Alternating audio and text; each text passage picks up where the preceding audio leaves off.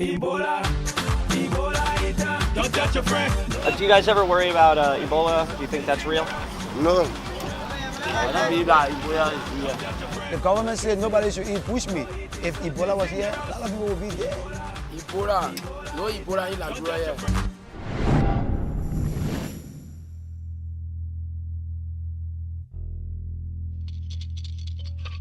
Since February 2014, an outbreak of Ebola spread across West Africa, from Guinea to Sierra Leone, and now it's finally reaching the coast of Liberia and its capital, Monrovia. Confirmed by health officials, the deadly virus has already killed 7 people in Monrovia. Scientists speculate that a possible cause of the Ebola outbreak might stem from the prevalent consumption of bushmeat from animals like monkeys and fruit bats. The scientific concerns surrounding the consumption of bushmeat begin in our genes. Because we share 99% of our DNA with monkeys, the chances of an infectious and incurable disease like Ebola crossing over from a monkey to a human is exponentially higher than with any other animal.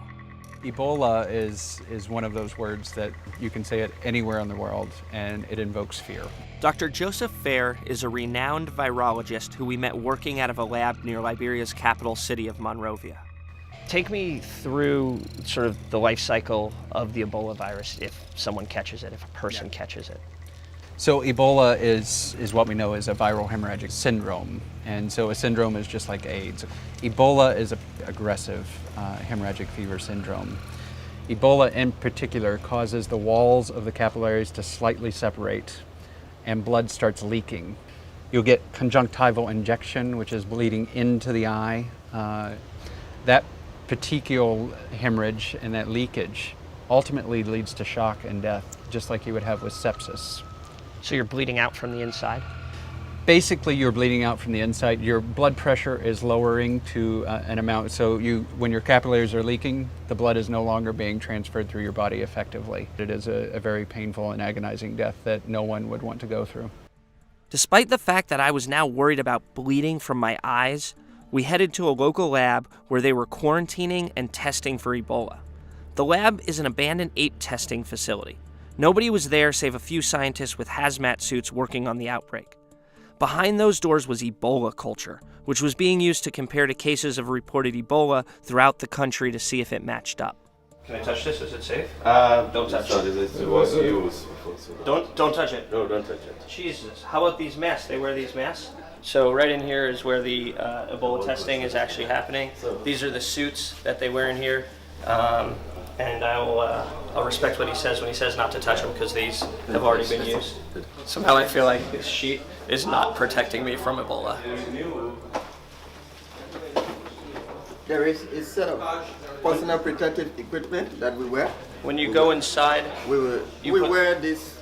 We wear this. Okay. Are you scared when you go inside? Scared? Yes. Scared of No? what? Scared of Ebola. That's true, but I'm standing out here and I'm scared. I'm glad my job's out here and your job's in there.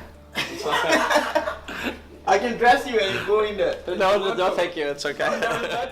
Dr. Sarr is in charge of all infectious disease testing in Liberia. He's kind of a first line of defense against mysterious disease coming out of Africa. But like many Liberians, Dr. Sarr was skeptical about the presence of Ebola. The truth is that we haven't had any except for one case, of course one case constitutes an outbreak, in the Ivory Coast, somewhere in the 70s, I think, and that is all. So since then in Liberia, no, not anywhere else except now. Culturally, humans have evolved with non-human primates all throughout Africa and Asia. And I think something that we don't usually think of in the West is how that they evolved here. They're kept as pets. They're also used as a major food source, aka bushmeat. Now, a monkey is only one part of what you would consider bushmeat. A piece of bushmeat would be any animal coming from the forest. Again, most people don't kind of recognize the need for bushmeat. So when you imagine living in the deep forest of Central Africa and or Asia, it's very difficult to raise domestic animals, yet human beings by their nature need protein sources. So bushmeat in many parts of the world still is a necessary part of the diet. There are certain types of bushmeat which we know are more dangerous than others. and those particularly are birds, non-human primates, including the chimpanzees, gorillas, monkeys, bats, we're learning are of great concern. But despite the danger, how does one of Liberia's top scientists feel about bushmeat? I will be very dishonest if I tell you no, I eat bushmeat. The antelopes, they kill them, they dry them, and the meat comes to market. That's what I like most, yeah. But I don't like monkey meat. It turns out the very facility we were standing at has a rich history of pandemic disease. A chimpanzee testing facility in the 80s and 90s, it was here that a doctor named Preston Marks discovered HIV-2 in a local pet monkey in a nearby village. While HIV-1, the most common strain of the disease, was discovered to have come from chimpanzees as early as 1959, it was unclear where HIV-2, the less common but still deadly HIV, originated from, until Dr. Marks tested a sooty mangabey while working at the Institute in Liberia in the late 80s. And I took this picture on my second trip of this young girl in Lofa County, Azozua, Liberia, and it's worth 1,000 words. I mean, look at it. I mean, that sooty mangabey, which is the species, the only species in West Africa that harbors the ancestor to HIV-2. And look at it. It's like it's just like a cat. It's like a house cat. It's her friend. In an eerie parallel to Dr. Marks discovering HIV-2 in a pet monkey from Lofa, today's Ebola outbreak seems to have also originated from the same place. Lofa, a dense jungle province of Liberia that sits on the border of Liberia, Sierra Leone, and Guinea, is a trading center where hunters from the jungle bring bushmeat to trucks that then head into markets in all three neighboring countries. In an attempt to stop the virus, the governments have banned the bushmeat trade. But Liberians have been ignoring the threat and the ban. In order to find out why, we met up with a local journalist. But turns out he harbored a few Ebola conspiracy theories himself. Here's your friend. I'm interested in this Ebola thing because the feeling in Monrovia and across the whole country is that Ebola never came to Liberia. We are at Waterside, this is the main market, and we are going to the market where they sell bushmeat and other food stuff. Apparently the bushmeat shop is in the back. Holy shit, the smell is super putrid. So the Liberian government bans bushmeat. Totally, right? But you can still buy bushmeat. You can still buy bushmeat because they are telling the Liberians not to eat it. And they're telling the marketeers not to sell it. But people are still selling it because they believe the government is pulling their legs. All right, so why is the government of Liberia saying there's Ebola if there isn't Ebola? Apparently, it's a scam to get some money from the international communities, from the donors. It's mainly so because the government is broke. Everybody knows that. The government was able to say that there was $16 billion investment here. They have nothing to show for it. So a lot of people don't believe that Ebola is here. Official government policy was to ban the sale of bushmeat. However, as we hit the market, we learned how effective that prohibition actually was. Excuse me, madam. We want to buy some meat. Hey, Nagby, what kind of meat is this? These are deer meat. Has the meat caused you any problem? Nothing. So, what do you believe about Ebola? Before we were born, our great-grand were born, You do not believe that Ebola is no here? Ebola in meat. My children and myself, we eating it. My husband eating it. My family, everybody eating meat. I don't know everything that's going on right now. The real thing There's that a guy singing through a megaphone. She's screaming at me that there's no Ebola in meat. There's hundreds of dead deer parts. He's the same God yesterday, he's the same God today, and the same God forever. Somebody put your hands together, so thank you, Jesus. Monkeys are both a delicacy and pets. In fact, they're so prevalent, it's hard to make the connection that these cute monkeys could harbor a super virus or create a pandemic. I'm Emmanuel Nagbe, I'm a journalist. We just saw this guy randomly on the side of the street. He's got a pet monkey that he got last night from Ivory Coast. His friend wanted to eat it, but he said, no, I'm keeping it as a pet. This is pet. Yeah. Nobody will eat it. Hey, you want to carry my monkey now for test? Carry me and my monkey, go and test for my monkey. I no sickness, I got no sickness. Ebola, you carry Ebola to America, you carry Ebola to anywhere the government say Ebola is. Let's go there for Ebola, but Ebola is not here with me. I got Ebola here. Me, I Edmund Williams. If I die, that's my right. Nagby went to go get more bushmeat, while I looked into where I could go buy some monkey meat. Hi, how are you? Can I buy some monkey, please? Thank you. We came out to the back here, and this woman had like 4 or 5 monkeys for sale. So while the Liberian government theoretically has banned monkey meat, you can still get it. Look at this, just a wheelbarrow full of bushmeat right here. You put in the water, you soak. Okay. When you soak, then the flesh can come out. Do you worry about eating this? No, it's sweet. It's sweet. Yeah. Very sweet. You like it? Sweet meat. Right now, Right now, I eat it like this. I'm very hungry. I eat it like this. Thank you very much.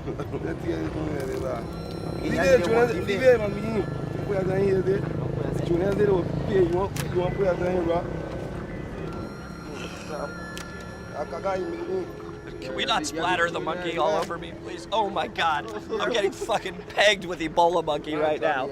I'm getting fragged with Ebola monkey. Is that what you did?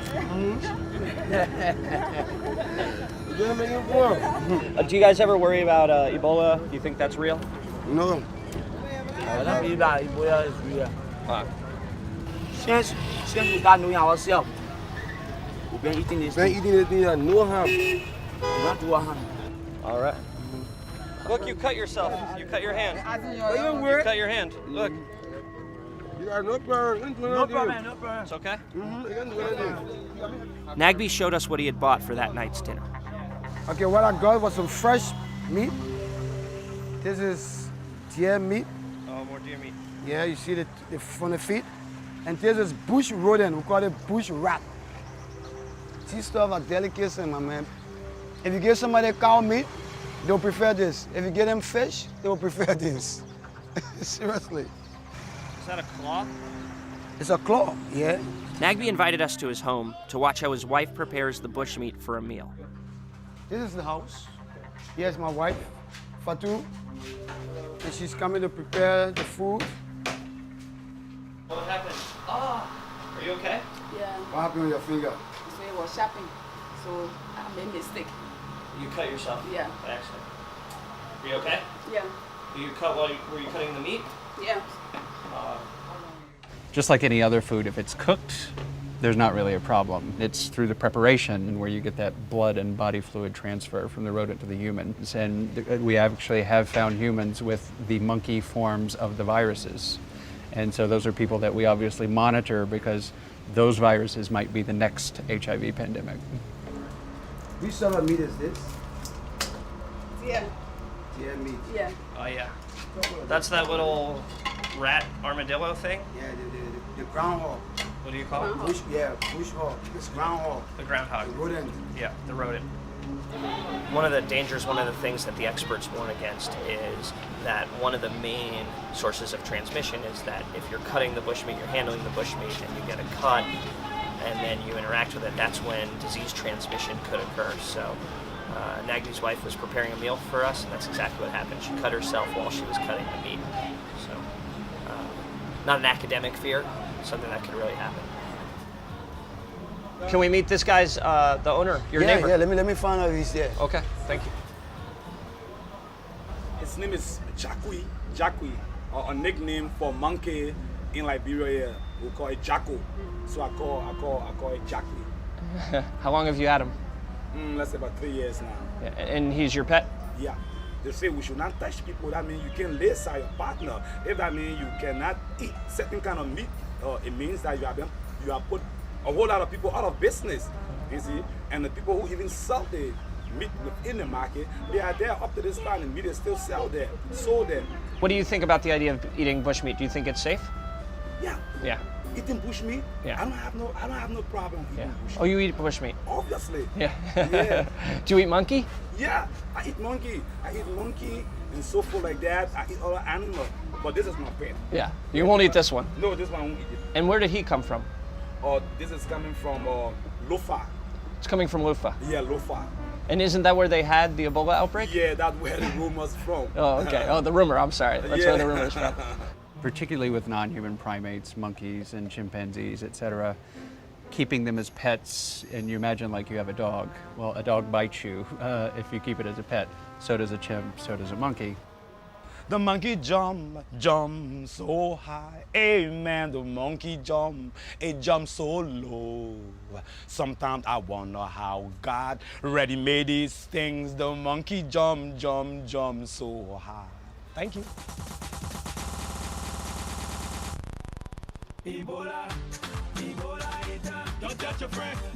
Currently, the most popular song in Liberia is called Ebola in Town by an artist named Shadow. The week we were in Liberia, we found out he was playing a concert downtown, so we went to go meet him.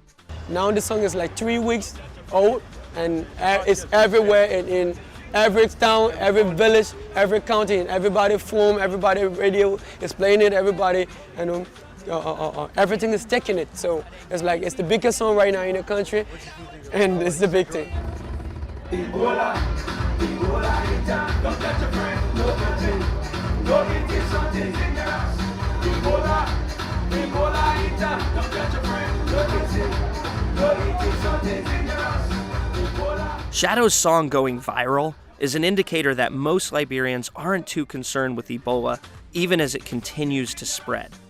But in a place where humans and monkeys are in such close proximity, a new virus could emerge that's even more lethal. Some human somewhere, likely here in Africa, is going to eat a monkey with a disease that's never been seen before. Super Ebola, a new strain of AIDS, and according to Joseph, that virus could kill 1/3 of the planet's population. It's not the disease we know, it's the one we don't. When we think about the worst case scenario, it is always a combination of what is the most transmissible combined with what is the most lethal. Nothing is localized anymore. International trade, transport of people and animals and crops and everything else that comes along with that. You know, what used to happen in one remote corner of Africa can easily spread to Europe or the United States. The next global pandemic exists somewhere. The virus just has to jump that gap the way HIV did decades ago and Ebola did today. And when it does, the planet will be singing a whole different tune.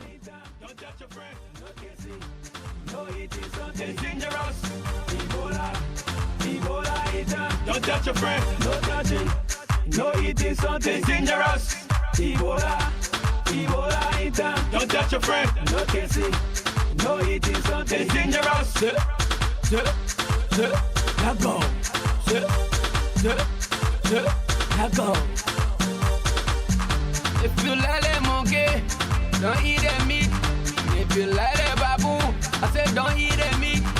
If you like the buffalo, don't eat the meat. Ebola in town.